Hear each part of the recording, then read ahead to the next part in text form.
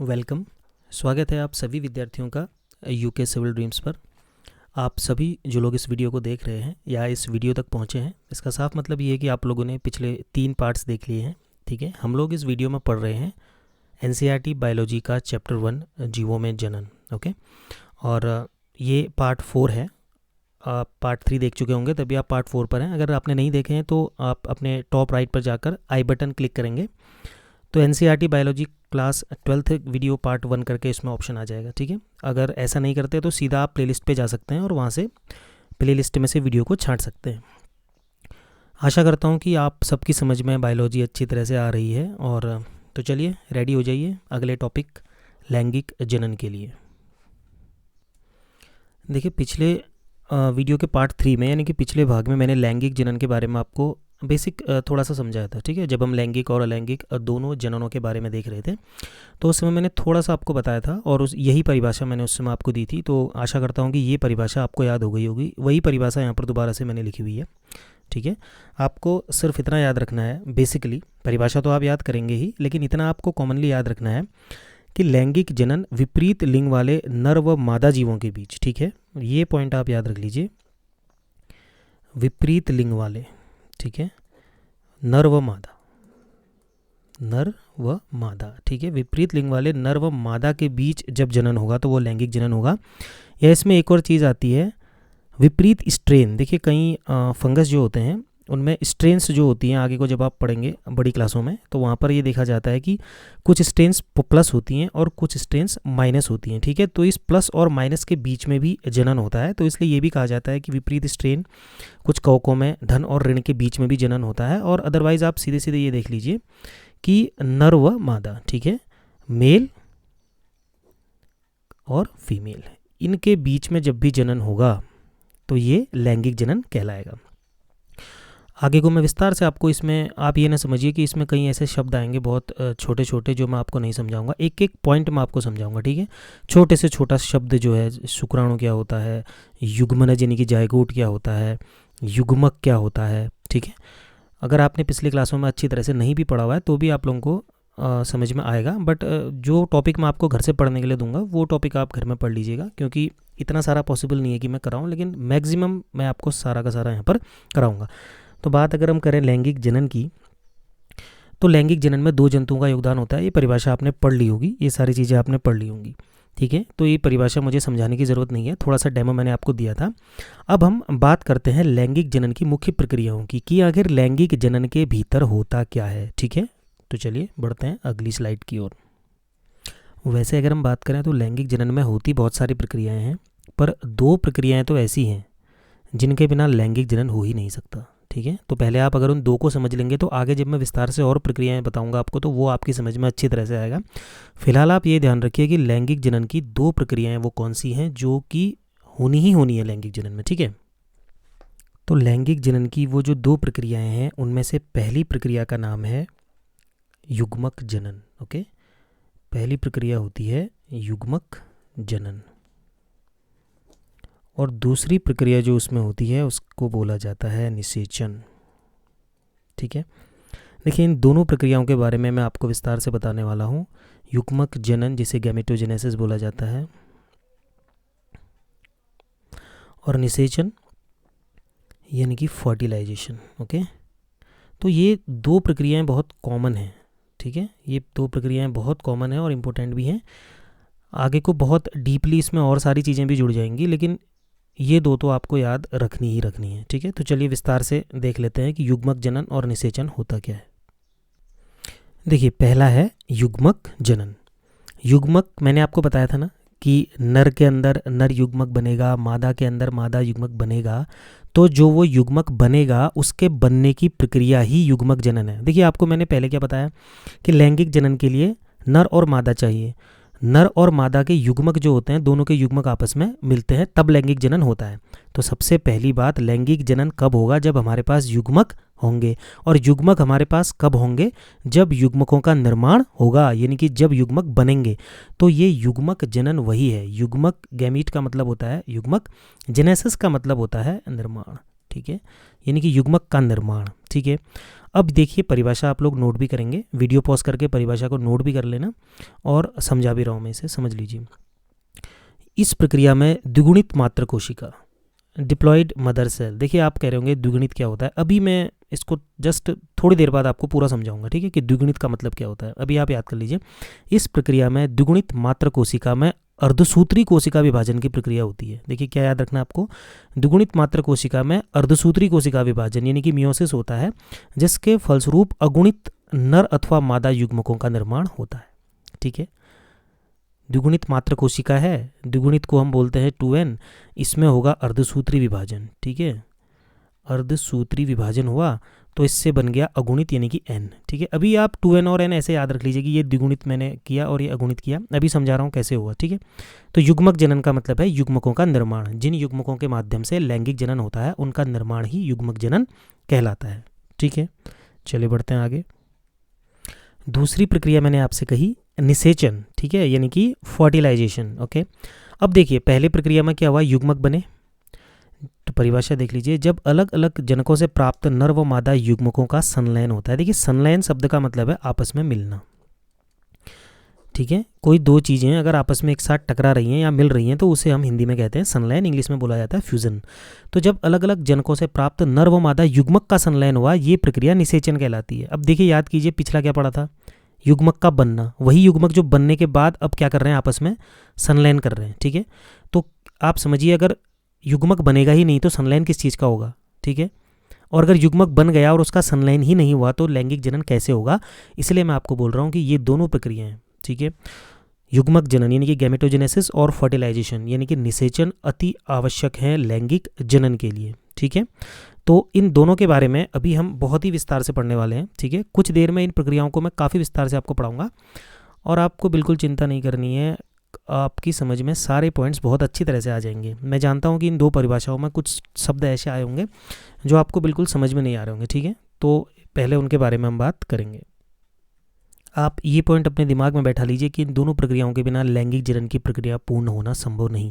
मैं आपसे ये नहीं कह रहा हूँ कि ये दो ही चीज़ें होती है लैंगिक जनन के अंदर, लेकिन ये दो इतनी बेसिक चीज़ें हैं कि पहले आप इन्हें पढ़ लीजिए, बाकी मैं इसके बाद आपको बता रहा हूँ।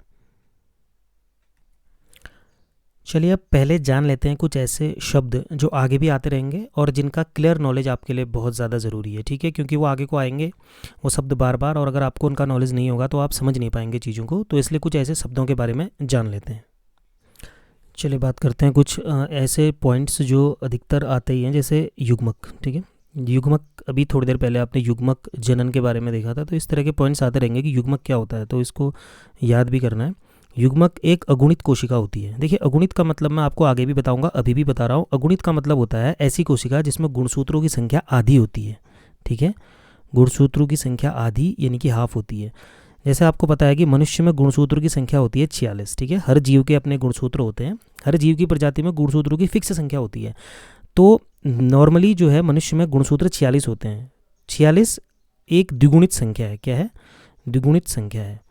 लेकिन अगर मैं कहूँ कि 46 का अगुणित क्या होगा, तो 46 का अगुणित हम इसका आधा कर देंगे तो 23, ठीक है, यानी कि मनुष्य की जो भी कोशिका अगुणित होगी उसमें केवल 23 गुणसूत्र होंगे, यानी कि गुणसूत्रों की आधी मात्रा होगी, और जो कोशिका द्विगुणित होगी उसमें गुणसूत्रों की पूरी मात्रा यानी कि 46 होगी।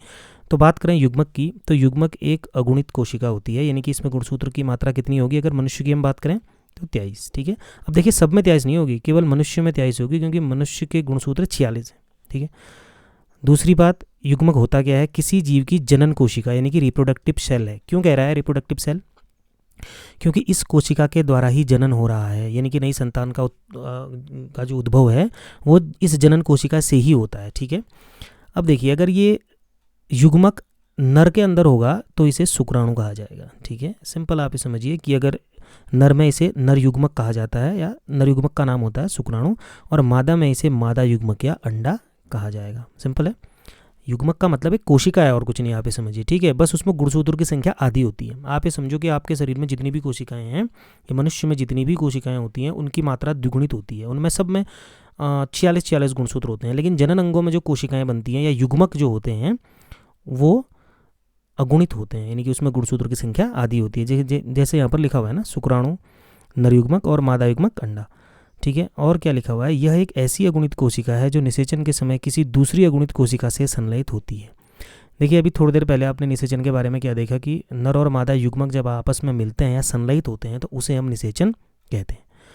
तो ये एक ऐसी अगुणित कोशिका है जो निषेचन के समय किसी दूसरी अगुणित कोशिका से मिलती है, यानी कि एक युग्मक और दूसरा युग्मक दोनों मिल करके युग्मनज बनाएंगे। ठीक है, अभी आगे को आप और स्टडी करेंगे तो आपको और समझ में आएगा। अभी बेसिक नॉलेज के लिए आपके लिए ये काफ़ी है कि युग्मक क्या होता है। ऐसे ही कुछ अन्य शब्द भी हैं, मैं उनको समझा दूंगा। अभी देखिए हम युग्मकों की बात कर रहे थे ना, तो ये फीमेल जो होती है, ठीक है, फीमेल के अंदर बनने वाला युग्मक ये है मनुष्य में। ठीक है, ऐसे ही अन्य जंतुओं के अलग अलग आकार के रहते हैं। तो ह्यूमन एग, ये मनुष्य की फीमेल के अंदर जो युग्मक बनता है वो ये है अंडा। ठीक है, और ये है मेल के अंदर बनने वाला युग्मक। ठीक है, तो आप देख सकते हैं ये युग्मक का चित्र है, ये नर युग्मक है। ठीक है, ये वाला हो गया नर युग्मक और ये वाला चित्र किसका है, मादा युग्मक का। ओके, तो इस तरह से आप समझ सकते हैं कि युग्मक का मतलब क्या होता है। ठीक है, आप इतना ध्यान रखना है आपको कि इसमें गुणसूत्रों की संख्या हमेशा n होती है। n का मतलब होता है आधा, ठीक है, और 2n का मतलब होता है द्विगुणित। देखिए युग्मक के बारे में आपको एक और बात बतानी है कि जैसे कोशिकाओं में गुणसूत्रों के 2 सेट होते हैं, आप ये याद रखिए कि 2 सेट। ठीक है, एक सेट में 23 गुणसूत्र, दूसरे में 23 गुणसूत्र, तो 2 सेट में कितने गुणसूत्र हो गए, 46 गुणसूत्र। यानी कि सभी कोशिकाओं में गुणसूत्रों के 2 सेट होते हैं, लेकिन जो युग्मक होगा उसमें गुणसूत्रों का केवल एक सेट होता है। बस आप इतना याद रखो। और एक सेट में कितने होते हैं, मैंने बता दिया 23 गुणसूत्र होते हैं। तो युग्मक में गुणसूत्रों की संख्या n होती है। ठीक है, ये तो हो गया युग्मक के बारे में। अब इस तरह एक शब्द बार बार आता है, अगुणित किसे कहते हैं। ठीक है, अगुणित इंग्लिश में उसे बोला जाता है हैप्लॉइड। ठीक है, तो एक ऐसी कोशिका जिसमें गुणसूत्रों का केवल एक समूह होता है, इसे n से प्रदर्शित किया जाता है। तो आप समझ गए होंगे जो मैं आपको समझाना चाह रहा हूँ। अगुणित कोशिका जिसे आपसे कहा जाएगा, आगे को कहीं पे चैप्टर में लिखा आएगा अगुणित कोशिका, ये एक अगुणित कोशिका है। तो आप ये समझ जाएंगे कि अरे अगुणित कोशिका है तो इसका मतलब इसमें गुणसूत्रों की संख्या n यानी कि आधी है। ठीक है, अगर आपसे कहा जाएगा कि ये एक द्विगुणित कोशिका है तो आपको समझ जाना है कि इसमें गुणसूत्रों के 2 सेट होंगे। ठीक है, 2 सेट का मतलब उस जीव के कंप्लीट गुणसूत्र जितने होते हैं वो उसमें पाए जाएंगे। ठीक है, समझ गए। बिल्कुल वैसे ही द्विगुणित जहाँ पर भी आएगा तो ऐसी कोशिका जिसमें गुणसूत्रों के पूरे यानी कि दोनों समूह पाए जाते हैं, इसे 2n से प्रदर्शित किया जाता है। अगुणित हो गया n, द्विगुणित हो गया 2n। अब आपसे कहा जाएगा ये कोशिका द्विगुणित है, तो आप ये समझ जाएंगे कि इसमें गुणसूत्र के जितने भी सेट होते हैं, यानी कि सेट टोटल 2 ही होते हैं। ठीक है, यानी कि उस जीव प्रजाति में जितने भी गुणसूत्र पाए जाते हैं वो पूरे के पूरे उस कोशिका में हैं। ठीक है, तो दोनों सेट पाए जाएंगे तो वो कोशिका हो गई द्विगुणित। अब आप समझ गए हैं कि अगुणित क्या होता है, द्विगुणित क्या होता है, युग्मक किसे कहते हैं। ठीक है, तो इन चीज़ों का जब आप बारीकी से समझ पाएंगे तभी आपको आगे के चैप्टर समझ में आएंगे, अदरवाइज़ आपके सर के ऊपर से निकल जाएगा कि मैं क्या पढ़ा रहा हूँ। अब आप कह रहे होंगे एक शब्द बार बार आ रहा है, गुणसूत्र। ठीक है, एक शब्द बार बार आ रहा है गुणसूत्र, यानी कि इंग्लिश में बोला जाता है क्रोमोजोम। देखिए ऐसा नहीं है कि आपने क्रोमोजोम के बारे में नहीं पढ़ा है। कक्षा 11 में गुणसूत्र के बारे में आपने अच्छी तरह से पढ़ा होगा, पर जिन्होंने कक्षा 11 में अच्छी तरह से नहीं पढ़ा है उन्हें मैं बता दूं, ध्यान से देखिए। ये कोशिका है, ठीक है, कोशिका के बीच में एक केंद्रक दिखाई दे रहा, ये केंद्रक हमने बाहर निकाल लिया। इस केंद्रक के अंदर ये होता है गुणसूत्र। ठीक है, यानी कि आपने इस तरह का चित्र देखा होगा ना, ये है गुणसूत्र। ठीक है, और इस गुणसूत्र के अंदर होता है बहुत सारा DNA। समझ गए। अभी आगे को और समझाऊंगा और समझ में आएगा। देखिए ध्यान से इस चित्र को, ये फिर से आपके सामने पूरा का पूरा केंद्रक है। देखिए, ठीक है, इसमें आपको गुणसूत्र दिखाई दे रहे हैं। अब देखिए ये दिख रहा है आपको पहला, दूसरा, तीसरा। देखिए गुणसूत्र कितने होते हैं कहा था मैंने, 23 जोड़े। ठीक है, एक जोड़े में कोई भी चीज़ 2 होती है, आपको पता है। तो 23 जोड़े में कितने गुणसूत्र हो जाएंगे, 46 गुणसूत्र। देखिए ये पहला जोड़ा है, ये दूसरा जोड़ा है, ये तीसरा जोड़ा है। ठीक है, चौथा और पांचवा जोड़ा, 6 से लेके 12 तक, 13 से 15, 16वां जोड़ा, 17, 18। ठीक है, और इसी प्रकार 19, 20, 21, 22, 23, 24। ठीक है, और ये देखिए ये वाले जो होते हैं, एक x होता है एक y होता है। x और y ये वही हैं जिससे नर और मादा यानी कि मेल बच्चा पैदा होगा या फीमेल लड़की पैदा होगी, इस पे डिपेंड करता है। ठीक है, ये अभी जब हम सेकंड चैप्टर पढ़ेंगे तो विद डिटेल में मैं आपको इसको समझाऊंगा। अभी सिर्फ मैं आपको ये बता रहा हूँ कि कैसे एक केंद्रक के अंदर गुणसूत्र होते हैं और यही गुणसूत्र होता है, इसी के अंदर बहुत सारा डीएनए है, ठीक है। तो जब भी अगुणित या द्विगुणित की बात आए और उसमें अगुणित में कहा जाए कि इसमें गुणसूत्र का एक सेट होता है, तो आप समझिए कि एक सेट का मतलब देखिए ये जैसे फर्स्ट में 2 दिख रहे हैं ना आपको, अगर एक सेट होगा तो ये एक ही होगा उसमें, ये पीला वाला जो 2 दिख रहा है आपको एक ही होगा। ऐसे ही दूसरा जो गुलाबी वाला दिख रहा है उसमें से भी एक ही लिया जाएगा। ऐसे ही सब में से एक एक लेंगे तो एक सेट में केवल 23 आएंगे। और ये जो आपको दिखाई दे रहा है ये पूरा का पूरा कितने सेट हैं, 23 सेट पूरे हैं, 23 जोड़े पूरे हैं, ठीक है, ओके। यानी कि 46 गुणसूत्र की संख्या ये पूरी है। ये द्विगुणित कोशिका आपको दिखाई दे रही है। अगर मैं इसमें से एक एक कम कर दूं, सब में से पीले वाला भी एक हटा दूं, गुलाबी एक हटा दूं, नीला एक हटा दूं, तो ये सब के सब टोटल 23 बचेंगे। और फिर मैं कहूँगा कि इस कोशिका में गुणसूत्र, ये अगुणित कोशिका है और इसमें गुणसूत्र की संख्या आधी है। ठीक हो गया। एक और स्ट्रक्चर के माध्यम से समझाने की कोशिश कर रहा हूँ। ये फिर से देखिए आपके पास एक क्या आ गया, कोशिका आ गई। ये बीच वाला केंद्रक दिख रहा है, केंद्रक के अंदर गुणसूत्र दिख रहे हैं, उनमें से एक गुणसूत्र को हमने बाहर निकाल लिया, ठीक है, ये वाले गुणसूत्र को बाहर निकाल लिया। अब आप देख लीजिए कि ये गुणसूत्र कैसा दिख रहा है। जब इस गुणसूत्र को हम ऐसे खोल के देखना शुरू करते हैं तो ये पता चलता है कि ये जो डीएनए है, ठीक है, ये तो समझ गए होंगे आप, ये डीएनए दिखाई दे रहा है आपको। इस डीएनए को कितना ज़्यादा फोल्ड किया हुआ है, देखिए ये डीएनए कितना ज़्यादा फोल्ड करके, ये हिस्टोन प्रोटीन्स में डीएनए को फोल्ड किया जाता है जिसे न्यूक्लियोसोम मॉडल कहा जाता है, वो आप आगे के चैप्टर्स में पढ़ेंगे। आप सिर्फ इतना समझिए कि इस डीएनए को इतना ज़्यादा फोल्ड करके इस गुणसूत्र के रूप में लगाया गया है, ठीक है। आप देखो जब इतना डीएनए गुणसूत्र का इतना सा भाग खोलने के बाद ही हमको इतना लंबा डीएनए प्राप्त हो गया, तो अगर हम ये पूरा गुणसूत्र को खोलेंगे तो कितनी लेंथ डीएनए की, यानी कि कितनी लंबाई का डीएनए हमको देखने को मिलेगा। तो ये आपको समझाने के लिए है कि डीएनए आखिर कहाँ पर है, उसकी स्थिति क्या है, ठीक है, और गुणसूत्र क्या होते हैं। एक बात और याद रखना, मनुष्य की जो कोशिकाएं हैं उसमें जो मनुष्य का शुक्राणु है, ठीक है, जो मैंने कहा था ना युग्मक है, और मादा के अंदर जो अंडा है, ये 2 ही कोशिकाएं ऐसी हैं जो अगुणित हैं।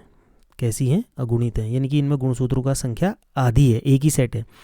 उसके अलावा हमारे शरीर की बाकी सभी कोशिकाएं, ठीक है, हमारे शरीर की बाकी सभी सेल्स क्या होती हैं, 2n, यानी कि द्विगुणित होती हैं। याद रहेगा ना, ठीक है। आपको इतना याद रखना है कि शुक्राणु और अंडा अगुणित है हमारे शरीर में, यानी कि नर के शरीर में शुक्राणु और मादा के शरीर में अंडा हैप्लॉइड है, और बाकी सारी सेल्स क्या होती हैं, डिप्लॉइड होती हैं, ठीक है। देखिए एक बात और ध्यान देना है अपने, कि सभी जीवों में गुणसूत्र की संख्या सेम नहीं होती है। आप लोग अपनी टेक्स्ट बुक जो है उसमें देखिएगा, उसमें विभिन्न प्रकार के प्राणियों में या वनस्पतियों में गुणसूत्र की संख्या दी होगी। जैसे कुछ मैं आपको यहाँ पे बता दे रहा हूँ, जैसे सेब में होते हैं 34 गुणसूत्र। देखिए 34 जो है इसकी द्विगुणित संख्या है, ठीक है। अब अगर मैं आपसे कहूँ कि सेब में अगुणित क्या होगा, तो आप इसको 34/2 कर देंगे, ठीक है। इसी प्रकार जो मक्का होता है, मक्के में गुणसूत्र की संख्या होती है 20, ठीक है।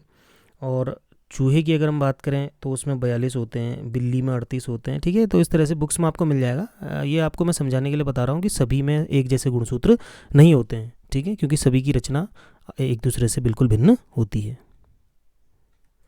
अब देखिए अगुणित जो गुणसूत्र मैं आपको बता रहा था, ये एक अगुणित गुणसूत्र है, ये भी एक अगुणित है, ये भी एक अगुणित है, और यहाँ पर देख लीजिए ये द्विगुणित है, ये भी द्विगुणित है और ये भी द्विगुणित है, ठीक है। द्विगुणित क्यों है? क्योंकि इसमें इसकी 2 कॉपीज़ आ गई, ठीक है, इसमें इसकी 2 कॉपीज़ आ गई, इसमें भी 2 कॉपीज़ आ गई। ये सिंगल कॉपी है तो ये अगुणित है। यहाँ पर 2 कॉपी हैं प्रत्येक गुणसूत्र की, एक कॉपी ये, एक कॉपी ये, ठीक है, इस वाले की एक ये, ठीक है, तो इसलिए ये द्विगुणित हो गया, ठीक है। तो आपको इतना ध्यान रखना है कि ये वाला जो स्ट्रक्चर है ये अगुणित है और ये द्विगुणित है। अब तक मुझे उम्मीद है कि आप अगुणित और द्विगुणित को बहुत अच्छी तरह समझ गए होंगे, साथ में ही युग्मक क्या होता है ये भी आप समझ गए होंगे, ठीक है। चलिए बढ़ते हैं कुछ और ऐसे ही टॉपिक्स की ओर। चलिए देखते हैं एक और टॉपिक जिसे हम कहते हैं युग्मनज। आपने अभी थोड़ी देर पहले जब मैंने आपको बताया था कि जब ये नर युग्मक और मादा युग्मक मिलते हैं तो उससे युग्मनज बनता है, ठीक है। तो यही युग्मनज जिसे इंग्लिश में बोला जाता है जाइगोट, ठीक है। यानी कि आप ये समझिए कि लैंगिक जनन की जो प्रक्रिया हो रही है ना, वो युग्मनज का निर्माण करने के लिए ही हो रही है, ठीक है। युग्मनज ही बाद में फिर आगे को विभिन्न प्रकार का कोशिका विभाजन और कोशिका विभेदन करके एक नए जीव में परिणत होता है। लेकिन अगर युग्मनज नहीं बनेगा तो लैंगिक जनन नहीं हो सकता, और युग्मनज तब बनेगा जब युग्मक आपस में मिलेंगे। ये सारी चीज़ें एक दूसरे से कनेक्टेड है, तो मैं आपको स्टार्टिंग से ऐसे बताते हुए ला रहा हूँ ताकि आप इस चीज़ को सही से समझ पाएँ, ठीक है।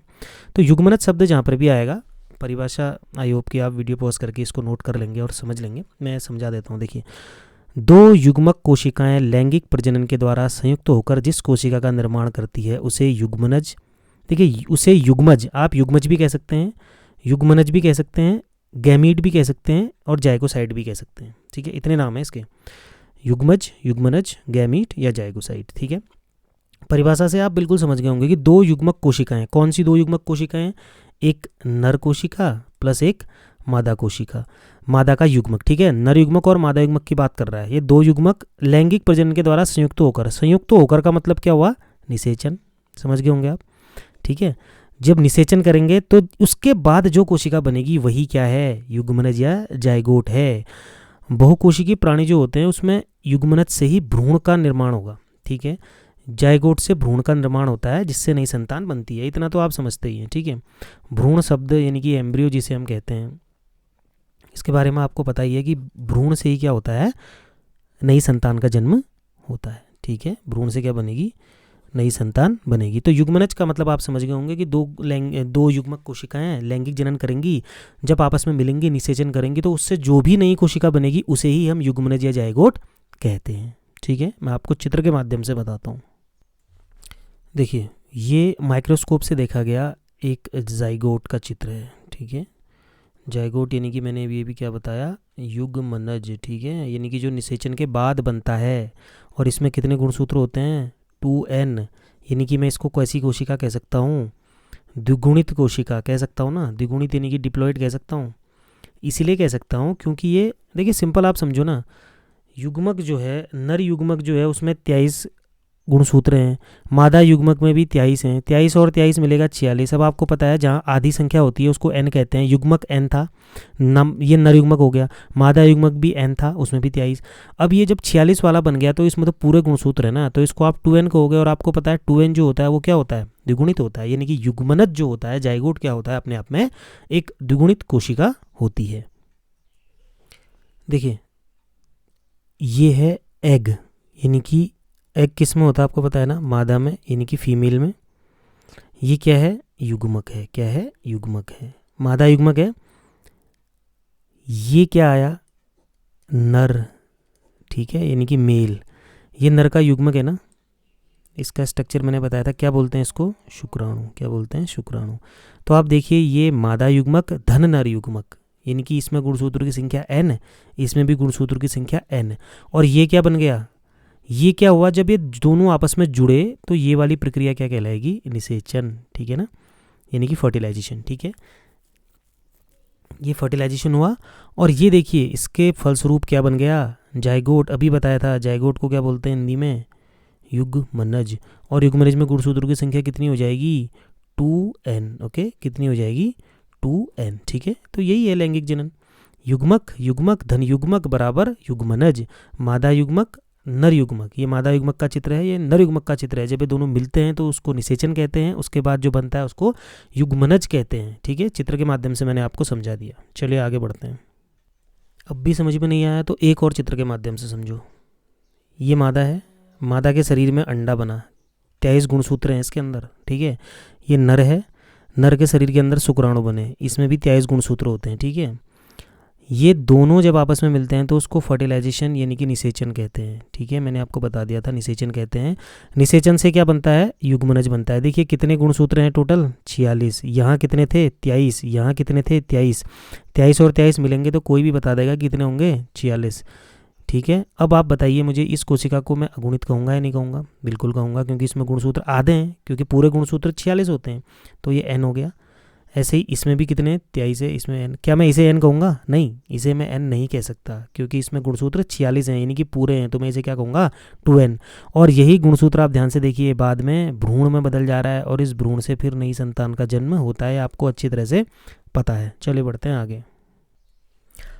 देखिए एक और बहुत इंपॉर्टेंट शब्द आता है हमेशा, अर्धसूत्री विभाजन, जिसे हम कहते हैं मियोसिस। ठीक है, और ये ऐसा टॉपिक है जो आपने 11th क्लास में पढ़ा होगा। 11th क्लास में आपको ये टॉपिक इसीलिए पढ़ाया गया था ताकि अगली कक्षाओं में इसका इम्प्लीमेंटेशन आप अच्छी तरह से कर सकेंगे। देखिए अगर आपको ज़्यादा याद नहीं भी है, हालांकि आपको 11th क्लास का टॉपिक आपको पढ़ना पड़ेगा, अर्धसूत्री विभाजन के पढ़े बिना आपको बाकी चीज़ें समझ में नहीं आएंगी, तो आप अपनी 11th की बुक उठाइए और उस टॉपिक को भी कंप्लीट कीजिए, अर्धसूत्री विभाजन। ठीक है, देखिए आपको इतना याद रखना है, परिभाषा तो आप याद कर लेंगे और आप नोट कर लेंगे, मुझे पूरी उम्मीद है।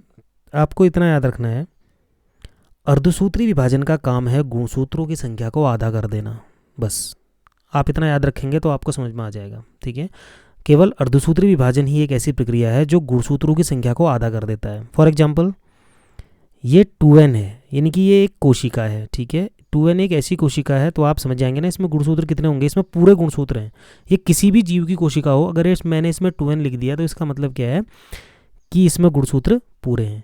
अब माना इस 2n कोशिका में अर्धसूत्री विभाजन हो गया। ठीक है, आप इतना याद रखो कि अगर इसमें अर्धसूत्री विभाजन हो गया तो पक्की बात है कि इसमें अब गुणसूत्रों की संख्या क्या हो जाएगी, n हो जाएगी। यानी कि आप ये समझिए कि जिस भी कोशिका में अर्धसूत्री विभाजन होगा ये गुणसूत्र की संख्या को हाफ कर देगा। क्या कर देगा, हाफ, यानी कि आधा कर देगा। ठीक है, परिभाषा में भी आप देख सकते हैं, ऐसा कोशिका विभाजन जिसमें बनने वाली संतति कोशिकाओं में गुणसूत्रों की संख्या मात्र कोशिका की आधी रह जाती है। अब आप कहेंगे ये मात्र कोशिका क्या है, ये संतति कोशिका क्या है। देखिए मैंने कहा ना, इस कोशिका में अर्धसूत्री विभाजन किया तो ये आधी हो गई। जिस कोशिका में अर्धसूत्री विभाजन होगा वो होगी मात्र कोशिका। ठीक है, और जो बनेगी वो क्या होगी, संतति कोशिका। सिंपल, समझ गए। जिस भी कोशिका में अर्धसूत्री विभाजन हो रहा है वो मात्र कोशिका, और जो बन रही है वो संतति कोशिका। तो इसमें साफ लिखा है ना, गुणसूत्रों की संख्या क्या हो जाती है, आधी हो जाती है। इस विभाजन के बाद मात्र कोशिका से 4 कोशिकाएं बनती है। यानी कि अगर एक कोशिका में अर्धसूत्री विभाजन हो रहा है तो वो 4 कोशिकाएं बना रहा है, जिनमें सभी में गुणसूत्रों की संख्या क्या हो जाएगी, आधी हो जाएगी। जो प्लांट्स होते हैं और जो एनिमल्स होते हैं उनमें युग्मक जनन के दौरान अर्धसूत्री विभाजन होता है। देखिए आपने थोड़ी देर पहले युग्मक जनन पढ़ा था, यानी कि युग्मक जनन हम अभी देखेंगे आगे, थोड़ा सा डिटेल में अच्छी तरह से देखेंगे। तो युग्मक का बनना ही क्या कहलाता है, युग्मक जनन कहलाता है। आगे डिटेल में देखेंगे, थोड़ा सा पढ़ाया होगा मैंने इसके बारे में। ठीक है, तो आपको इतना याद रखना है कि युग्मक जनन जब भी होता है बिना अर्धसूत्री विभाजन के नहीं होगा, क्योंकि आपको पता है युग्मक जनन मतलब युग्मक का बनना, और युग्मक हमेशा n होता है। तो n कब होगा, जब किसी 2n वाली कोशिका में अर्धसूत्री विभाजन हुआ होगा, तभी तो वो n बनेगा ना। ठीक है, आप सोचिए कोई कोशिका है जो द्विगुणित है, अगर उसमें अर्धसूत्री विभाजन हुआ ही नहीं तो गुणसूत्रों की संख्या आधी कहाँ से होगी। ठीक है, तो इसलिए अर्धसूत्री विभाजन होना जरूरी है। तो युग्मक बनने के लिए भी अर्धसूत्री विभाजन होता है, इसीलिए यहाँ पर अर्धसूत्री विभाजन के बारे में मैं आपको समझा रहा हूँ कि ये प्रक्रिया क्या है। ज़्यादा डिटेल में देखने के लिए आप क्लास 11th की NCERT देखेंगे तो उसमें, और बाद में मैं अर्धसूत्री विभाजन के बारे में एक अलग से पूरा डिटेल्ड वीडियो बनाकर भी चैनल में अपलोड कर दूँगा। बस आप एक बात याद रखो, अगर किसी कोशिका में गुणसूत्र 46 हैं और उसमें अर्धसूत्री विभाजन हो गया तो उसमें गुणसूत्रों की संख्या कितनी हो जाएगी, आधी हो जाएगी, यानी कि 23 हो जाएगी। बस इतना फैक्ट याद रखिए, बढ़ते हैं आगे। थोड़ा इसका स्ट्रक्चर देख लीजिए, अर्धसूत्री विभाजन कैसे होता है, कुछ 11th का याद आएगा आपको। देखिए ये अर्धसूत्री विभाजन का एक नॉर्मल सा स्ट्रक्चर है आपको समझाने के लिए कि ये अगर आप देखेंगे ये एक कोशिका है जो द्विगुणित ही होगी, जाहिर सी बात है, क्योंकि अगर अर्धसूत्री विभाजन हो रहा है तो किसी द्विगुणित कोशिका में ही तो होगा, यानी कि इसमें गुणसूत्रों की संख्या पूरी रही होगी जिस कोशिका में अर्धसूत्री विभाजन हो रहा है तो। ठीक है, और बाद में देखिए इतनी प्रक्रियाएं, prophase 1, metaphase 1, anaphase 1, telophase, cytokinesis, prophase 2, metaphase 2, anaphase 2, और फाइनली आप देखिए लास्ट में आप देखिए 1, 2, 3, 4 कितने डॉटर सेल्स बने, 4 डॉटर सेल्स। ठीक है, और इन 4 डॉटर सेल्स में गुणसूत्रों की संख्या क्या हो गई, n, यानी कि हाफ हो गई। तो यही है अर्धसूत्री विभाजन। यहाँ हमें इसको डिटेल में नहीं देखना है, क्लास 11th में इसको पढ़िए, बाद में मैं वीडियो बनाऊंगा तो उसे देखिएगा। फिलहाल बढ़ते हैं आगे को जो हम पढ़ रहे हैं। देखिए जितना हमने अभी तक पढ़ा है एक बार मैं आपको उसको डिटेल में थोड़ा सा और समझा देता हूँ। ठीक है, लैंगिक जनन के लिए मैंने कहा था 2 जीवों की ज़रूरत होती है, एक नर और एक मादा। ठीक हो गया, यानी कि एक मेल दूसरा फीमेल। ओके, अब देखिए आपने इतना तो पढ़ा है कि लैंगिक जनन के लिए युग्मक की आवश्यकता होती है, तब से मैं आपको यही पढ़ाते हुए आ रहा हूँ कि युग्मक की आवश्यकता है, वो युग्मक आपस में मिलेंगे। ठीक है, तो जो ये नर है इसके अंदर युग्मक बनेगा, नर युग्मक बनेगा। देखिए नर के अंदर युग्मक कब बनेगा, जब उसमें कौन सा विभाजन होगा उसकी कोशिकाओं में, अर्धसूत्री कोशिका विभाजन, ठीक है। तो नर की कोशिकाओं में अर्धसूत्री, जनन कोशिकाओं में जब अर्धसूत्री विभाजन होगा तो उससे क्या बनेगा, नर युग्मक बनेगा, ठीक है। और नर युग्मक में गुणसूत्र की संख्या क्या होगी, n होगी। सेम ऐसे ही मादा की बात करें, मादा के अंदर भी एक युग्मक बनना है तो उसके कोशिकाओं में भी कौन सा विभाजन होना जरूरी है, अर्धसूत्री विभाजन। उसके बाद अर्धसूत्री विभाजन के बाद क्या बनेगा, मादा युग्मक बनेगा, ठीक है। मादा युग, देखिए ये जरूरी नहीं है कि मैं मनुष्य की बात कर रहा हूँ, ये पौधों में, किसी अन्य जीव में, सभी के लिए, ठीक है। बाद में हमारे कोर्स में मनुष्य में लैंगिक जनन है, दूसरे तीसरे चैप्टर्स में, थर्ड चैप्टर में, फिर हम उसको आगे को डिटेल में देखेंगे। तो मादा युग्मक भी बन गया n, ठीक है। तो अब देखिए लैंगिक जनन के लिए मैंने क्या कहा था, युग्मक का बनना आवश्यक है, ये बन गया नर युग्मक और ये बन गया मादा युग्मक। अब इसमें मैं नाम इसलिए नहीं लिख रहा कि ये किसी भी जीव का हो सकता है, ठीक है। ये अर्धसूत्री विभाजन की आवश्यकता क्यों पड़ी, समझ रहे हैं, क्योंकि हमारे शरीर की सभी कोशिकाएं क्या होती हैं, द्विगुणित, यानी कि 2n होती हैं, और जनन के लिए हमको अगुणित कोशिकाएं चाहिए, समझ रहे हो, ठीक है ना। तो नर युग्मक बना। अब आपको पता है क्या होगा, ये नर युग्मक और ये मादा युग्मक जब यहाँ पर मिलेंगे तो इस प्रक्रिया को क्या कहते हैं, मैंने अभी बताया था, निषेचन, ठीक है, यानी कि फर्टिलाइजेशन, ठीक है, फर्टिलाइजेशन कहते हैं ना। अब ये निषेचन जब होगा तो उसके बाद, निषेचन के बाद क्या बनता है, अभी आपने थोड़ी देर पहले पढ़ा है, युग्मनज। क्या बनता है, युग्मनज, जिसे हम कहते हैं जाइगोट। इंग्लिश में भी, इंग्लिश के शब्दों को भूलना नहीं है, जाइगोट। और देखिए ये n है, ये 2n है, n और n मिला करके क्या हो जाएगा, 2n, यानी कि ये युग्मनज कैसा हो जाएगा, 2n। और फिर इस युग्मनज से क्या बनेगा, भ्रूण बनेगा, भ्रूण से क्या बनेगी, संतान बनेगी। तो यही है सारा का सारा लैंगिक जनन। लेकिन ये है केवल समझने के लिए, एग्जाम में आएगा तो कॉपी में आप ऐसा भी बना सकते हो, लेकिन आपको डिटेल्ड में लिखना है। तो वही डिटेल अब हम आगे पढ़ने वाले हैं, ठीक है, विस्तार से। देखिए इसके अलावा कई अन्य और चीज़ें भी हैं जो आपके लिए जानना जरूरी है आगे बढ़ने से पहले। एक लिंगी जीव क्या होता है, ठीक है, इंग्लिश में बोलते हैं यूनिसेक्सुअल ऑर्गेनिज्म। एक लिंगी जीव क्या है, नर व मादा जननांग अलग अलग प्राणियों में पाया जाता है, जैसे मनुष्य और कॉकरोच। देखिए इसका मतलब सीधे सीधे ये है कि नर का निर्माण केवल नर युग्मक में होगा और मादा का निर्माण केवल मादा युग्मक में होगा। ऐसा नहीं है कि नर के अंदर ही मादा युग्मक भी बन रहा है और नर युग्मक भी बन रहा है, ठीक है। तो ऐसा जीव जिसमें नर और मादा जननांग अलग अलग प्राणियों में होते हैं, या नर युग्मक और मादा युग्मक अलग अलग प्राणियों में बनते हैं, उन्हें हम कहते हैं एक लिंगी जीव, ठीक है। उदाहरण आप देख लीजिए, और भी अन्य कई उदाहरण आपको आपकी पुस्तक में मिल जाएंगे। और दूसरी कैटेगरी आती है द्विलिंगी या उभयलिंगी जीव। उभय का मतलब आप समझते हैं ना, कॉमन। तो नर और मादा युग्मक का निर्माण एक ही प्राणी में हो, यहाँ पर ऐसा नहीं है कि अलग अलग में हो रहा है। ऐसे जंतु द्विलिंगी या उभयलिंगी कहलाते हैं, जैसे कैंचुआ, फीताकृमि, जोंक। देखिए कैंचुए में क्या होता है, फॉर एग्जाम्पल में जो आपको दिया हुआ है, जो कैंचुआ होता है उसमें नर और मादा, यहाँ पर उसका नर जननांग होगा, यहाँ पर उसका पहले उसका मादा जननांग होगा, और यहाँ पर उसका फिर नर जननांग होगा, ठीक है। 14 में उस सेगमेंट में बटा होता है ना कैंचुआ, तो 14 और 16 में क्या होते हैं, उसके मेल और फीमेल रिप्रोडक्टिव पार्ट होते हैं, यानी कि एक ही जीव है, देखिए एक ही प्राणी है, और नर जननांग भी उसी के अंदर है और मादा जननांग भी उसी के अंदर है। तो इस प्रकार के जीव को हम क्या कहेंगे, द्विलिंगी। वैसे भी समझ में आ रहा होगा ना, द्वि माने दो, लिंगी का मतलब लिंग, यानी कि दोनों लिंग एक ही जीव के अंदर हैं। और उभयलिंगी का भी मतलब वही है, इंग्लिश में इसको बाइसेक्सुअल या हर्मेफ्रोडाइट कहते हैं। अब आपकी एनसीईआरटी की बुक में आप देखिए, उसमें स्ट्रक्चर के माध्यम से समझाया गया है यही चीज़। देखिए आपकी बुक में दिया हुआ है एनसीईआरटी की, ये केंचुआ है और इसका स्ट्रक्चर दिया गया है। यहाँ पर देखिए चित्र में, अपनी बुक में आराम से देखिएगा आप, ये लिखा है वृषण कोश युक्त वृषण। वृषण जो होता है नर जननांग होता है, ठीक है। और उसी में देखिए आप, यहाँ पर अंडाशय लिखा है जो कि एक मादा जननांग है, यानी कि वृषण और अंडाशय दोनों एक ही में है। इसका मतलब ये क्या हो गया, द्विलिंगी, हर्मेफ्रोडाइट जिसे बोलते हैं। और ये कॉकरोच है, ठीक है, जो कि एक लिंगी का उदाहरण है, इसमें नर अलग में है और मादा अलग में है। उसी प्रकार से आप अन्य उदाहरण भी यहाँ पर देख सकते हैं। यहाँ तक अगर आपकी समझ में आ चुका है, ठीक है, जितना इस वीडियो से पहले आपने देखा है, तो अब हम स्टार्ट करेंगे अपना अगला टॉपिक, लैंगिक जनन के अंतर्गत होने वाली घटनाएं। यानी कि अब हम उन संपूर्ण घटनाओं को एक सिस्टमेटिक तरीके से पढ़ेंगे। हालांकि घटनाएं मैंने आपको सारी समझा दी हैं, आपके लिए पढ़ने के लिए नया कुछ है नहीं, लेकिन जब एग्ज़ाम में क्वेश्चन आता है तो उसको हम कैसे कैटेगराइज करेंगे, कौन सी घटना कब आएगी, वो सिस्टमेटिकली मैं आपको बता रहा हूँ, ठीक है। और लैंगिक जनन को आप बहुत सही से समझ सके बिना किसी कन्फ्यूजन के लिए, बिना किसी कन्फ्यूजन के, इसलिए हमने संपूर्ण सेक्सुअल रिप्रोडक्शन को 3 घटनाओं में हमने बांट दिया है, ठीक है।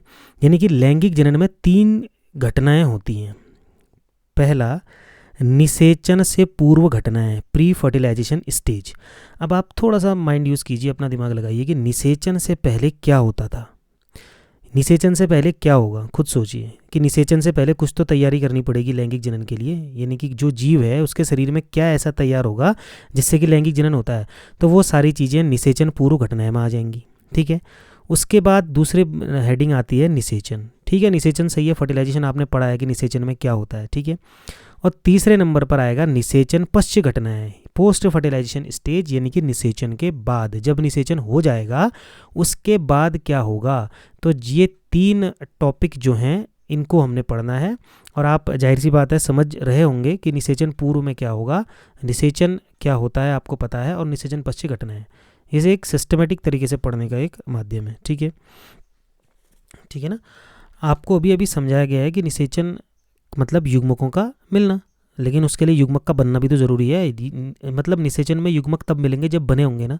तो निषेचन पूर्व घटनाओं में आप युग्मकों के बनने के बारे में देखेंगे, और युग्मक बन गए ठीक है, लेकिन उसके बाद उनका एक दूसरे के पास पहुंचना, यानी कि उनका स्थानांतरण, उनका ट्रांसफ़र भी तो आवश्यक है। तो ये सारी घटनाएं निषेचन पूर्व में आएंगी। फिर निषेचन होगा, और निषेचन के बाद क्या होता है आपको पता है, निषेचन के बाद युग्मनज बनता है, उस युग्मनज से भ्रूण बनता है। ये सारी घटनाएं निषेचन पश्चिम आएंगी। तो जब ये 3 के 3 टॉपिक आप समझ जाएंगे तो फाइनली आपका लैंगिक जनन कंप्लीट हो जाएगा। तो चलिए डिटेल्ड इसको देखते हैं। तो चलिए सबसे पहले देख लेते हैं निषेचन पूर्व घटनाएं, यानी कि निषेचन से पहले क्या होगा। सिंपल सी बात है, निषेचन से पहले 2 घटनाएं होती हैं। पहला होता है युग्मक जनन। युग्मक जनन, जाहिर सी बात है भैया, जब युग्मक बनेगा, युग्मक का जनन होगा, यानी कि गैमेटोजेनेसिस होगा, तभी तो आगे की प्रक्रिया होगी, ठीक है ना। अब जब युग्मक बन जाएगा तो उसके बाद क्या होगा, युग्मक स्थानांतरण, यानी कि युग्मक जहाँ जिस युग्मक को जाना होगा, अधिकतर केसों में क्या होता है कि मादा युग्मक अपने स्थान पर ही रहता है और नर युग्मक वहाँ तक पहुँचता है, ठीक है ना। तो युग्मक स्थानांतरण, यानी कि इसे बोलते हैं इंग्लिश में गैमीट ट्रांसफ़र। तो ये दोनों प्रक्रियाएं निषेचन से पहले होंगी, ठीक है। तो इनके बारे में देख लेते हैं। तो ठीक है ना, हमने 2 प्रक्रियाएं पढ़नी है, युग्मक का बनना और युग्मक का स्थानांतरण। किसके अंदर पढ़ेंगे हम इनको, निषेचन पूर्व घटनाएं, ये निषेचन से पहले हो रही हैं, ठीक है। तो आइए देखते हैं युग्मक जनन के बारे में। देखिए, युग्मक जनन, युग्मक का बनना, यानी कि युग्मक का निर्माण। तो युग्मक निर्माण की प्रक्रिया युग्मक जनन कहलाती है। परिभाषा नोट कर लीजिएगा। अब युग्मक आपको पता है ना कि नर में नर युग्मक होता है, मादा में मादा युग्मक, ठीक है। तो मादा युग्मक का बनना अलग है, नर युग्मक का बनना अलग है। तो जब शुक्राणु आपको पता है ना क्या होता है, ये होता है नर युग्मक, ठीक है। शुक्राणु क्या होता है, नर युग्मक। तो शुक्राणु के निर्माण को क्या कहेंगे, शुक्र जनन कहेंगे। और अंडे के निर्माण को, जो कि एक मादा युग्मक है, उसको क्या बोलेंगे, अंड जनन कहेंगे, ठीक है। इनका निर्माण नर और मादा जनदों में, यानी कि गोनेड्स में होता है। देखिए, जो नर जनन अंग होते हैं जहाँ पर युग्मक बनेगा, उनको विशेष रूप से जनद कहा जाता है, ठीक है, क्योंकि वो जनन की प्रक्रिया में इस्तेमाल होने के लिए युग्मक का निर्माण कर रहे हैं, इसलिए जनद कहा जाता है, इंग्लिश में गोनेड्स कहा जाता है उनको, ठीक है। तो युग्मक निर्माण की प्रक्रिया युग्मक जनन है। शुक्राणु का निर्माण शुक्र जनन, क्योंकि शुक्राणु एक युग्मक है ना, और हम क्या पढ़ रहे हैं, युग्मक जनन, युग्मक का बनना। शुक्राणु नर युग्मक है, अंड जनन, अंडा मादा युग्मक है। तो ये प्रक्रियाएं होती हैं, ठीक है। और युग्मक जनन की प्रक्रिया अर्धसूत्री विभाजन द्वारा होती है। मैं आपको बता चुका हूं, क्योंकि अर्धसूत्री विभाजन गुणसूत्रों की संख्या को आधा कर देता है, जिससे युग्मकों में गुणसूत्रों की संख्या आधी रह जाती है। अतः युग्मक क्या होते हैं, अगुणित होते हैं। युग्मक अगुणित यानी कि n होते हैं, उनमें गुणसूत्रों की संख्या आधी होती है। ये मैंने आपको सारा समझा दिया है। युग्मक जनन क्या होता है ये आप समझ लीजिए, क्योंकि युग्मक 2 प्रकार के हैं, नर और मादा में अलग अलग बनते हैं। तो नर में बनने वाला युग्मक शुक्राणु है, तो उसको बनने की जो प्रक्रिया होगी उसको शुक्र जनन कहेंगे। और मादा में जो युग्मक बनेगा उसको अंडा बोलते हैं, और अंडा बनने की प्रक्रिया को अंड जनन यानी कि oogenesis कहा जाता है, ठीक है। दूसरा टॉपिक मैंने आपको बताया था युग्मक स्थानांतरण। पहला क्या था, युग्मक जनन, दूसरा है युग्मक स्थानांतरण। अब देखिए, युग्मक बन गए, नर में नर युग्मक बन गया, शुक्राणु जनन हो गया, मादा में मादा युग्मक बन गया, अंड जनन हो गया। लेकिन अब उनको आपस में मिलना है, तो उनको एक स्थान से दूसरे स्थान पर जाना पड़ेगा। तो उसी प्रक्रिया को बोला जाता है युग्मक स्थानांतरण। नर व मादा युग्मकों के बनने के बाद संलयन से पहले उनका एक दूसरे तक पहुंचना आवश्यक है। इतना तो आप समझते ही हैं कि अगर आपस में उनको मिलना है तो उनको एक दूसरे तक पहुंचना है। अधिकांश जीवों में नर युग्मक चल होता है। चल का मतलब होता है जो अपने स्थान से दूसरे स्थान तक चल सकता है, जा सकता है, ठीक है। मादा अचल नॉन मोटाइल होती है। मोटाइल का मतलब होता है चलने वाला, ठीक है। तो नर युग्मक अधिकतर जीव जितने भी होते हैं, यानी कि मैक्सिमम में क्या होता है कि नर युग्मक के पास फ्लैजिला वगैरह या कोई ऐसा स्ट्रक्चर होता है जिससे कि वो एक स्थान से दूसरे स्थान तक जा सकते हैं। और मादा युग्मक जो होता है, अधिकतर मादा के शरीर के अंदर ही उसका निर्माण होता है और वहीं पर निषेचन उसका हो जाता है, यानी कि चल के जाना पड़ता है नर युग्मक को, अधिकांश में, पर सभी में नहीं है लेकिन अधिकांश में है। और युग्मक जो नर युग्मक होता है उसका आकार कुछ छोटा होता है, ठीक है, और बहुत ज़्यादा संख्या में बनते हैं। और मादा युग्मक आकार में बड़े होते हैं और कम संख्या में बनते हैं। जब आप मनुष्य के जनन के बारे में पढ़ेंगे तो ये चीज़ को आप और अच्छी तरह से समझ पाएंगे, ठीक है। कुछ और बचा है युग्मक स्थानांतरण में, ये भी देख लीजिए। अगर हम बात करें बीज वाले पौधों की, तो आपने देखा होगा ना, परागकण जो होता है, ठीक है, उसके अंदर नर युग्मक बनता है। परागकण होते हैं छोटे छोटे दाने, उनके अंदर नर युग्मक होते हैं। और जो फीमेल वाला पार्ट होता है उसमें अंडाशय जो होता है उसके अंदर बीजांड होता है। तो बीजांड के अंदर मादा युग्मक होता है, अंडा, ठीक है। अगले चैप्टर में आप इसके बारे में बहुत डिटेल से पढ़ने वाले हैं, अभी इसका बेस बना लीजिए। नर युग्मक जो होता है उसको अंडे तक पहुंचने के लिए मादा पुष्प के वर्तिकाग्र तक परागकणों को पहुंचाना आवश्यक होता है। आई होप कि 10th में भी आपने पढ़ा होगा। ये प्रक्रिया परागण कहलाती है। देखिए, तो परागण भी क्या है एक हिसाब से, यहाँ पर परागण के बारे में क्यों दिया गया है, क्योंकि परागण भी युग्मक स्थानांतरण यानी कि गैमीट ट्रांसफ़र का एक माध्यम है, ठीक है। क्योंकि इसी परागण के माध्यम से तो युग्मक एक स्थान से दूसरे स्थान तक जा रहा है ना, ठीक है। तो ये परागण क्या है, गैमीट ट्रांसफ़र का एक माध्यम है, युग्मक स्थानांतरण का एक माध्यम है। तो आपने देख लिया किस तरह से युग्मक निर्माण के बाद यानी कि युग्मक जनन के बाद युग्मक का स्थानांतरण होना आवश्यक होता है, ठीक है। तो यानी कि हम ये मान सकते हैं कि पहला वाला टॉपिक हमारा कंप्लीट हो गया, जिसमें हमने निषेचन पूर्व की घटनाओं के बारे में देखना था। लेकिन अभी भी कुछ बचा हुआ है। देखिए, अब युग्मक जाएगा, मादा युग्मक तक जाएगा नर युग्मक, लेकिन उसके लिए थोड़ा सा हमको उनके आकार के बारे में भी जानना जरूरी है कि युग्मक दिखने में कैसे होते हैं। क्या नर युग्मक और मादा युग्मक दोनों एक से ही होते हैं या दोनों में कुछ चेंजेस होते हैं। तो चलिए थोड़ा आगे की स्लाइड देखते हैं। तो चलिए देख लेते हैं युग्मकों के प्रकार कि आखिर युग्मक कितने प्रकार के होते हैं। बेसिकली युग्मक 3 प्रकार के होते हैं, समयुग्मकी, असमयुग्मकी और विषम युग्मकी। लेकिन आपको इसमें कन्फ्यूज़न ना हो इसलिए मैं इसको आपको डिटेल में समझा देता हूँ। देखिए, युग्मक मैंने कहा था ना 3 प्रकार के होंगे। पहला है समयुग्मकी। समयुग्मकी युग्मक जिसे कहते हैं आइसोगैमस गैमीट। देखिए, इस तरह के युग्मक क्या होते हैं, जो जनन में भाग लेने वाले दोनों युग्मक होंगे, दोनों आकार और परिमाण यानी कि इनका आकार भी एक जैसा होगा और इनका साइज भी एक जैसा होगा। आकार का मतलब आप समझ रहे हैं ना, जैसे ये त्रिभुज है और ये भी एक त्रिभुज है, इन दोनों का आकार बिल्कुल सेम है लेकिन इनका परिमाण यानी कि साइज में अंतर हो सकता है। देखिए, ये भी त्रिभुज है और ये भी त्रिभुज है, इन दोनों त्रिभुजों का परिमाण क्या है यहाँ पर अलग अलग है। लेकिन मैं क्या कह रहा हूँ कि समयुग्मकी युग्मक जो होते हैं उनके युग्मकों का आकार और परिमाण दोनों एक जैसा होता है, ठीक है। समयुग्मकी युग्मक का उदाहरण आप देखिए ये, ठीक है। देखिए, ये एक युग्मक है, ये दूसरा युग्मक है। आपको बिल्कुल बाहर से देखने से पता ही नहीं चलेगा कि कौन सा युग्मक क्या है, ठीक है ना। और ये दोनों युग्मक क्या कर रहे हैं, आपस में मिलकर के निषेचन कर रहे हैं। तो इस प्रकार के युग्मक क्या कहलाते हैं, इस प्रकार के युग्मक कहलाते हैं समयुग्मकी युग्मक। कुछ उदाहरण इसके आप देख लीजिए। यूलोथ्रिक्स, बुक में आप देख लीजिएगा और उदाहरण आपको मिल जाएंगे। स्पाइरोगायरा, ठीक है, यूलोथ्रिक्स, स्पाइरोगायरा और क्लेमाइडोमोनास, ठीक है। तो इस तरह से और भी एक इसके एग्जाम्पल आप देख लीजिएगा। दूसरी कैटेगरी आती है असमयुग्मकी युग्मक, ठीक है।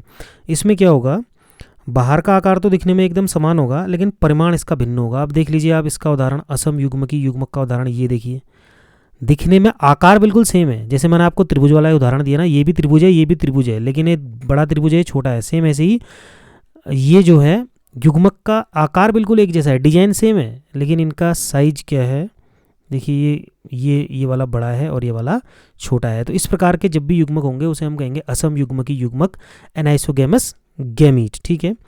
इसमें भी एग्जाम्पल में ये क्लेमाइडोमोनास जो आपने लिखा हुआ है ये असमयुग्मकी का भी उदाहरण है। यानी कि क्लेमाइडोमोनास की कुछ प्रजातियां ऐसी होती हैं जो कि असमयुग्मकी युग्मक बनाती हैं, ठीक है।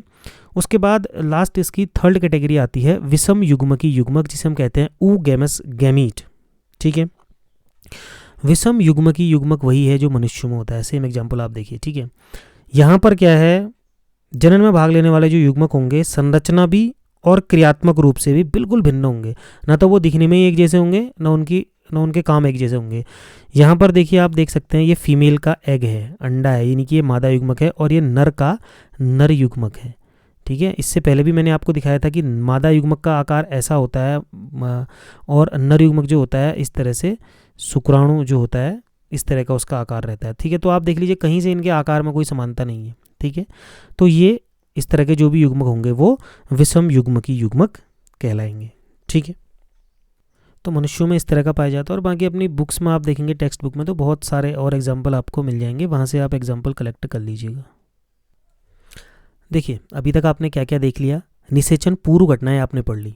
ठीक है, उसमें आपने क्या पढ़ा, युग्मक जनन क्या होता है, युग्मक कितने प्रकार के होते हैं, कैसे होते हैं, युग्मकों का स्थानांतरण यानी कि ट्रांसफ़र कैसे होता है। अब आप खुद सोचो अपने मन में कि जितना अभी तक आपने पढ़ा है और समझा है और आप जिस तरह से आगे बढ़ रहे हो, तो आप खुद सोचो कि आगे कौन सा टॉपिक आने वाला है।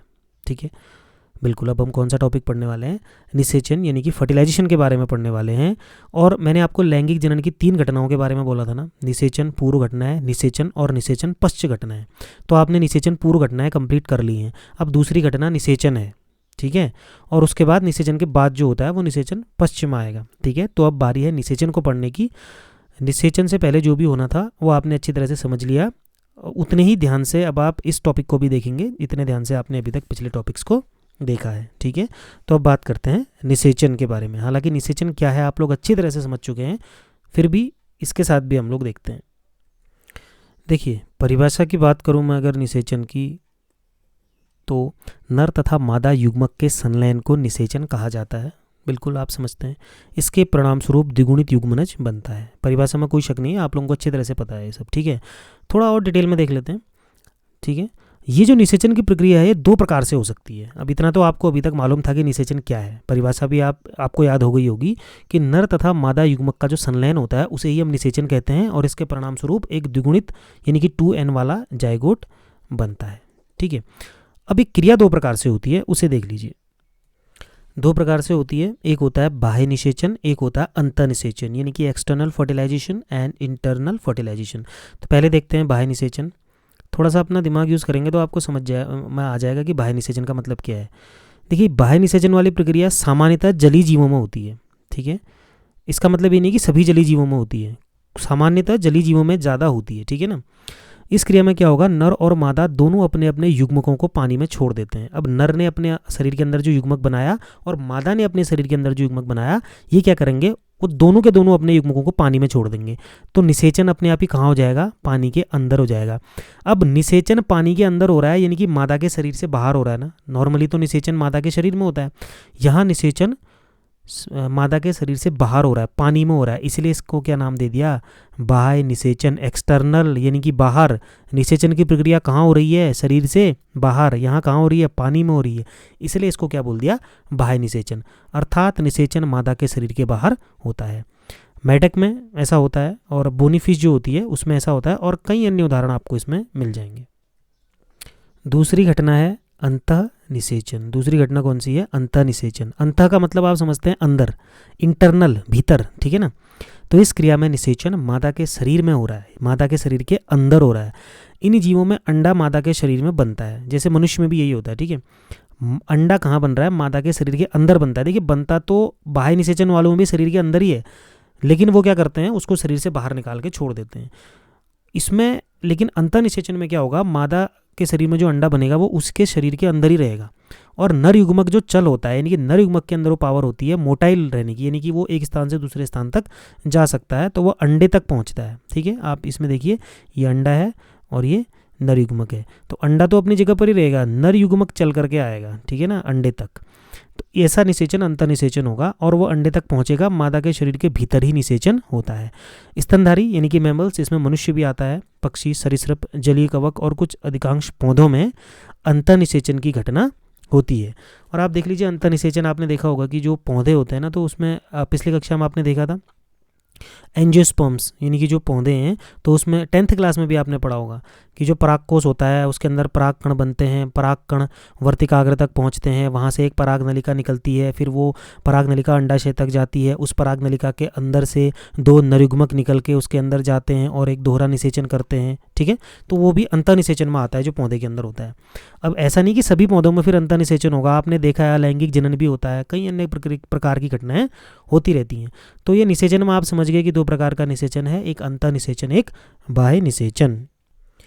ये अंतःनिषेचन का आप चित्र देख लीजिए, ये पूरा का पूरा स्ट्रक्चर जो है ये मादा का अंडा है। ठीक है, और ये जो चल कर के आए हैं ये शुक्राणु हैं, ये नर युग्मक हैं। ठीक है, ये सारे के सारे नर युग्मक हैं, ये चल कर के आ रहे हैं, देखिए। ठीक है, ऐसे चल के आ रहे हैं और ये मादा युग्मक के पास पहुंच रहे हैं। तो इस प्रकार का निषेचन अंतःनिषेचन कहलाएगा, जो कि मादा के शरीर के भीतर होता है। और ये देखिए बाह्य निषेचन, जिसमें ये नर मछली है, इसने अपने शुक्राणु पानी में फेंक दिए। ये मादा मछली है, इसने अपने अंडे पानी में फेंक दिए। ये नर युग्मक और ये मादा युग्मक जब मिलेंगे पानी के अंदर, ठीक है, यानी कि इनके शरीर से बाहर हो रहा है ना, ये आपस में यहाँ कहीं इनका मिलन हो रहा है, तो ये एक कैसा निषेचन हो गया, बाह्य निषेचन हो गया। ठीक है, ये क्या हो गया, बाह्य निषेचन, मादा के शरीर के बाहर हो रहा है। ठीक है, तो आप उम्मीद करता हूँ कि आप अंतःनिषेचन और बाह्य निषेचन, एक्सटर्नल और इंटरनल फर्टिलाइजेशन में अंतर कर पाए होंगे। चलिए आगे बढ़ते हैं। एक बात और याद रखिएगा कि जो बाह्य निषेचन होता है उसके बहुत नुकसान है। देखिए, क्योंकि अंडा और शुक्राणु दोनों जो है नरयुग्मक और मादा युग्मक मादा के शरीर से बाहर हैं, जैसे मछलियों के केस में ही है। तो इस केस में होता क्या है कि जो अन्य बड़ी मछलियाँ होती हैं, जो शिकारी होते हैं, तो वो जो नए जीव बनते हैं तो युग्मनज भी बाहर ही बनेगा और उसमें भ्रूण का विकास भी शरीर के बाहर होगा। तो उनको जो है शिकारियों द्वारा शिकार किए जाने की शंका बहुत ज़्यादा होती है। तो इसमें से बहुत कम जीव ही बच पाते हैं जो बाह्य निषेचन करते हैं। ठीक है, चलिए कुछ और टॉपिक्स बचे हुए हैं जो कि आपको जान लेना ज़रूरी है। ठीक है, एक टॉपिक आता है, बहुत बार एग्जाम्स में पूछा जाता है, अनिषेक जनन यानी कि पार्थेनोजेनेसिस किसे कहते हैं। ठीक है, तो होता क्या है कि बिना निषेचन के ही मादा युग्मक से नए जीव की उत्पत्ति होती है। अभी तक आपने क्या देखा, एक नर युग्मक है, एक मादा युग्मक है, दोनों मिलते हैं तो युग्मनज बनता है। यानी कि जो ये मादा युग्मक है, ये नर युग्मक इसको निषेचित करता है। ठीक है, नर युग्मक मादा तक पहुंचता है, उसके बाद युग्मनज बनता है। लेकिन अनिषेक जनन में क्या हो रहा है, निषेचन हुआ ही नहीं, यानी कि नर युग्मक मादा तक पहुंचा ही नहीं, लेकिन फिर भी मादा युग्मक से नया जीव बन गया। ऐसी घटना जो होती है वो अनिषेक जनन कहलाएगी। अनिषेक का मतलब है बिना निषेचन के। ठीक है ना, अनिषेक का मतलब क्या है, बिना निषेचन के, बिना निषेचन के संतान का उत्पन्न होना। ठीक है, अब जाहिर सी बात है इससे जो जीव उत्पन्न होगा वो अगुणित होगा। कैसे होगा, युग्मक है नर युग्मक, ये है मादा युग्मक, नर युग्मक मादा युग्मक तक पहुंचा ही नहीं और ये मादा युग्मक ने अकेले ही संतान बना दी। तो इसके पास गुणसूत्र जब खुद ही आधी संख्या है तो ये नीचे दुगनी संख्या में कहाँ से देगी, ये इसके पास भी तो जो नई संतान बनेगी उसके पास भी गुणसूत्र क्या होंगे, आधे ही होंगे, यानी कि अगुणित संतान बनती है। और नॉर्मली हम जो देख रहे थे अभी तक उसमें क्या था, ये नर युग्मक ये मादा युग्मक दोनों में निषेचन हुआ तो ये 2n हो गया ना, तो अपने आप ही नई संतान द्विगुणित बन गई। ये नई संतान क्या बन गई, द्विगुणित बन गई उसमें लैंगिक जनन में। लेकिन ये अनिषेक जनन की हम बात कर रहे हैं। तो इसके उदाहरण में सबसे बढ़िया उदाहरण इसका माना जाता है मधुमक्खी का, और कुछ सरीसृप होते हैं। ठीक है, यानी कि जो रेप्टाइल्स होते हैं, रेंगने वाले जीव होते हैं, कुछ उदाहरण उनके बीच में है। एक और पॉइंट आता है अनिषेक फलन। ठीक है, पार्थेनोकार्पी, ये क्या होता है, ये पौधों के केस में है, जब पौधों में बिना निषेचन के ही फल का निर्माण होता है। अब फल कैसे बनता है पौधे में, ये हम अगले चैप्टर में देखेंगे, लेकिन आप अभी इतना समझिए कि जब पौधे में बिना निषेचन के ही फल बन जा रहा है तो इस प्रक्रिया को हम अनिषेक फलन कहेंगे। और इन फलों में बीज नहीं बनते, ये आपको याद रखना है। ठीक है, तो यहाँ तक आपने देख लिया। ठीक है, और एक और महत्वपूर्ण बात मैं आपसे कहना चाहता हूँ कि ये सारी परिभाषाएं मैं आपको यहाँ पर बता रहा हूँ और विस्तार से बता रहा हूँ। ठीक है ना, फिर भी आप अपनी एनसीईआरटी की जो टेक्स्ट बुक है और अन्य सहायक पुस्तकें जिनका आप इस्तेमाल करते हैं उनमें से भी आप बिल्कुल अध्ययन कीजिएगा और विस्तार से और पढ़िएगा। ठीक है, जितना आपके सिलेबस में है और जो आपकी बोर्ड परीक्षा में आएगा उससे कहीं ज़्यादा मैं आपको एग्ज़ाम्स के लिए महत्वपूर्ण चीज़ों को बताऊंगा। ठीक है, मैं आपको यहाँ पर सारा लगभग सारी चीज़ें करवा रहा हूँ, बट एक बात याद रखिएगा, रिवीजन करना मत भूलिएगा। Revision is the mother of memory. ठीक है ना, सबसे ज़रूरी है रिवाइज करना। ठीक है, तो चलिए बढ़ते हैं आगे। देखिए, हम लोग लैंगिक जनन की घटनाएं पढ़ रहे हैं। 3 घटनाएं टोटल थी ना, कौन कौन सी थी आप याद कीजिए। ठीक है, उनमें से 2 घटनाएं हमने पढ़ ली। अब लास्ट घटना बची है निषेचन पश्च घटना। यानी कि लैंगिक जनन की अंतिम घटना है। पोस्ट फर्टिलाइजेशन स्टेज यानी कि निषेचन के बाद क्या होगा, ठीक है, फर्टिलाइजेशन के बाद क्या होगा, पिछली घटना निषेचन आपने पढ़ ली ना, ठीक है। तो अब हम जानते हैं कि सिस्टमेटिक तरीके से एक बार देख लेते हैं कि निषेचन के बाद क्या होगा, ठीक है। तो निषेचन पश्च घटनाओं में शायद अब मुझे इतना बताने की आवश्यकता भी नहीं पड़ेगी आपको, आप खुद ही समझ गए होंगे कि निषेचन के बाद क्या होता है। आपको पता है युग्मनज बनता है, जाइगोट बनता है ना, युग्मनज, ठीक है। और इस युग्मनज के बारे में मैं आपको पहले ही बता चुका हूँ, ठीक है। युग्मनज क्या होता है, कैसे बनता है, युग्मनज का चित्र भी मैंने आपको दिखा दिया है और सारे चित्रों के माध्यम से मैं बता चुका हूँ कि युग्मनज क्या होता है। तो निषेचन के बाद होने वाली दो घटनाएं मुख्य होती हैं, एक होता है युग्मनज का बनना, दूसरा होता है भ्रूण जनन यानी कि भ्रूण का बनना। तो युग्मनज के बारे में मैंने आपको बता दिया है, हमने सिर्फ एक ही पॉइंट इसमें और पढ़ना है, भ्रूण जनन, ठीक है, यानी कि भ्रूण का बनना। अब आप देखिए भ्रूण किससे बनेगा, युग्मक युग्मक, दोनों युग्मकों से बना युग्मनज, ठीक है, ये क्या है, युग्मनज। और इसी युग्मनज से क्या बनता है, भ्रूण बनता है। तो हमको अब युग्मनज से भ्रूण बनने की प्रक्रिया को देखना है, ठीक है। युग्मनज के बारे में क्योंकि मैं पहले पढ़ा चुका हूँ, आप फिर से एक बार पीछे देख लीजिए, आपने नोट भी किया होगा। तो हमें पढ़ना है भ्रूण जनन। देखिए ये टॉपिक है भ्रूण जनन। जनन का मतलब होता है बनना, ठीक है, यानी कि भ्रूण का बनना क्या कहलाएगा, भ्रूण जनन। परिभाषा नोट कर लेंगे आप और समझ भी लेंगे। युग्मनज से भ्रूण बनने की क्रिया को भ्रूण जनन कहते हैं। भ्रूण बनेगा किसका, युग्मनज का ही तो बनेगा, ठीक है ना। भ्रूण बनने की प्रक्रिया को भ्रूण जनन कहते हैं। भ्रूण में सदैव समसूत्री कोशिका विभाजन होता है। आप कंफ्यूज मत होना, देखो ये है युग्मनज, ठीक है, और समझा रहा हूँ। युग्मनज में द्विगुणित कोशिका होती है। सर ये युग्मनज को आप किसी जीवित जीव की पहली कोशिका भी बोल सकते हो, यानी कि जो नया जीव पैदा हो रहा है उसकी पहली कोशिका है युग्मनज। अब ये युग्मनज तो केवल एक कोशिका है, और आपने देखा ना कि जीव कैसा होता है, जब एक बच्चा पैदा होता है तो वो कितना होता है, और एक कोशिका आपको दिखाई भी नहीं देगा युग्मनज, वो माइक्रोस्कोप से देखना पड़ेगा। तो एक माइक्रोस्कोप से देखे जाने वाले युग्मनज को एक संतान में बनने लायक जो है बनाने के लिए कितनी कोशिकाओं की आवश्यकता होगी। तो यहाँ पर युग्मनज में क्या होता है, समसूत्री कोशिका विभाजन होता है, क्योंकि आपने पढ़ा है कि समसूत्री कोशिका विभाजन कोशिका की संख्या को बढ़ाता है। तो हमें भ्रूण जनन में यानी कि युग्मनज से भ्रूण बनने के लिए बहुत ज़्यादा समसूत्री कोशिका विभाजन की आवश्यकता होती है। देखिए युग्मनज में गुणसूत्रों की संख्या आपको पता है द्विगुणित है, यानी कि पूरे 46 गुणसूत्र हैं। हमको इसको आधा नहीं करना है, अब हमको हर कोशिका 46 गुणसूत्र वाली ही बनानी है, ठीक है ना, क्योंकि वो अभी छोटा बच्चा है, ठीक है। तो उसमें पूरे शरीर का विकास होगा, तो हर कोशिका द्विगुणित रहेगी।